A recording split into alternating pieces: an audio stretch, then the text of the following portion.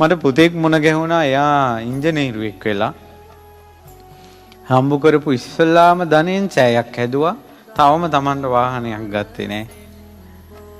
Tamanට ගෙයක් හැදුවේ නැහැ. තවම විවාහය කරගෙනත් නැහැ. මට මේ පුතාට වැඩිය පුදුම හිතුණා මේ පුතාගේ අම්මා ගැන. ඇයි මේ පුතා මේ හම්බ කරපු ධනෙන් සෑයක් හදනකොට එපා කිව්වේ නැති එක අම්මා. මට හිතුණා පුතාට කලින් නිවන් යයි කියලා අම්මා. නැත්තම් පිට වෙන්න බැයිද පුතා? තාම ගේත් හදලා නැහැ. ඔයාගේ වෙඩින් එකත් ළඟයි. කියවෙන්න බැරිද අම්මා කෙනෙකුට? කියවෙන්න බලෝ.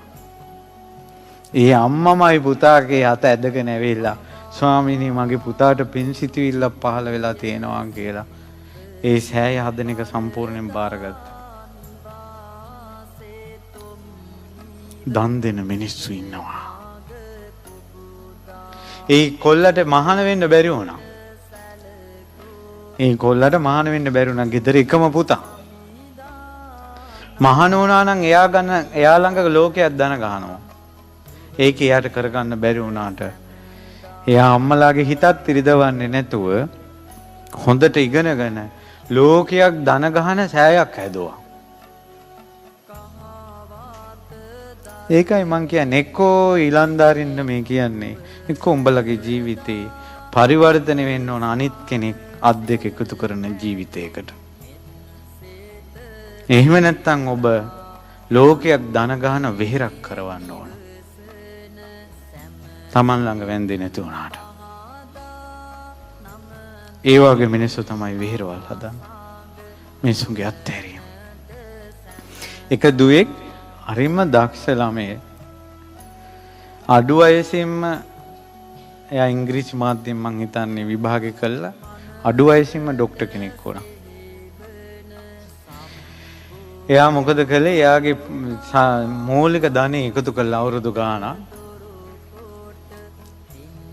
එයාගේ ධනෙ එකතු කළා. එයා ගෙයක් හදන්න තමයි ධනෙ එකතු කරලා තියෙන්නේ.